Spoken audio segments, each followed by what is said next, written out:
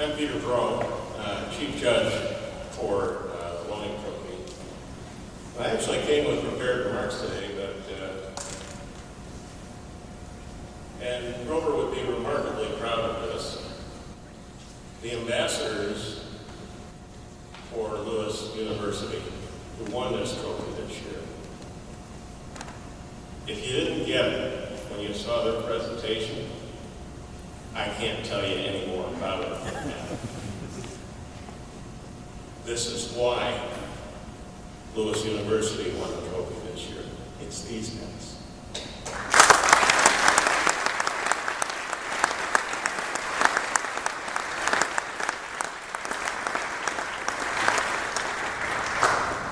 Now, Brother James, when you talked about the first aviation student who got his training in aeronautical engineering, I thought you'd appreciate knowing that the first master's degree in the United States of aeronautical engineering was awarded to Grover Loening at Columbia. They didn't have a program either. He wrote the syllabus for them. I think that's why he got the degree.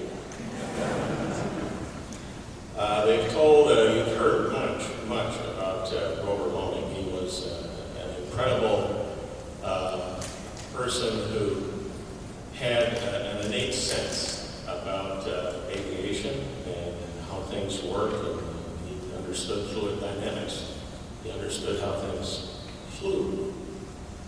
And I think that's why he ended up being the first aeronautical engineer for the Wright Corporation. He designed their first amphibious aircraft. He designed the first fixed strut aircraft. That one right there, he didn't design it, but the fixed strut was his invention, and held a patent for it. In 1921, he designed an aircraft that he called an air yacht amphibian that not only featured that fixed strut, but also the first retractable landing gear. And for that, he received the Collier Trophy in 1921.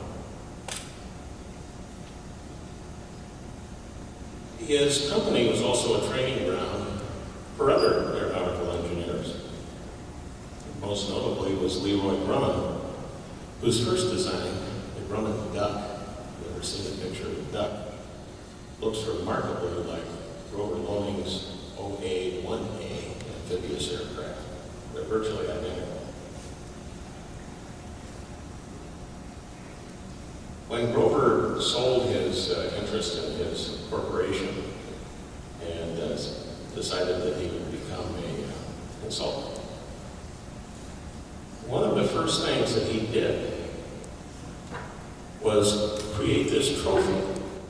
And he created this trophy because he understood that the future of aeronautics didn't lie in just the people who were going the fastest and the furthest, but the people who were in the universities and colleges around the United States that would be the ambassadors of aviation in the future.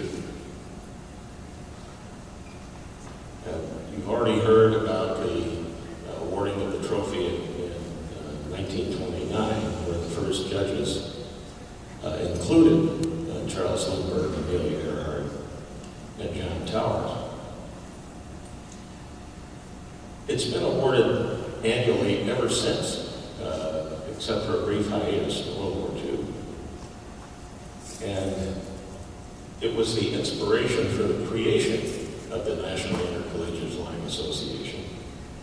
And it remains the most prestigious trophy in collegiate aviation.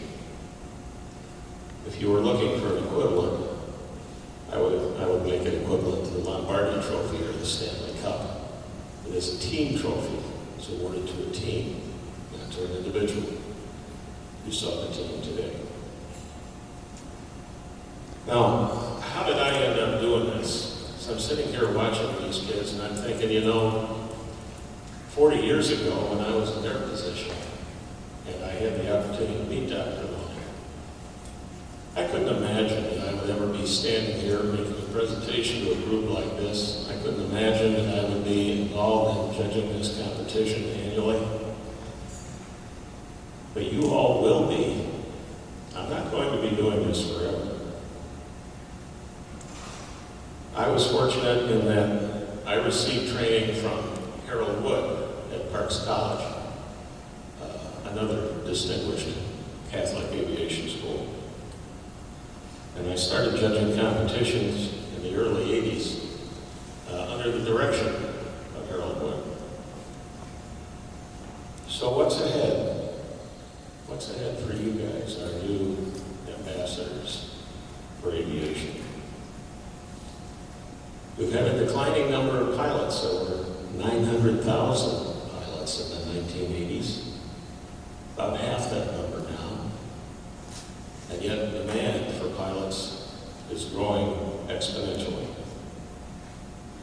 Whatever happened to a plane in every driveway? That seems to have taken a left turn somewhere with our economy. How do we get it back? How do we get that vision back? So the question that you have to ask yourselves as you go forward from today is, what's next? And what's my role going to be in it? What am I going to do to make a difference in aviation?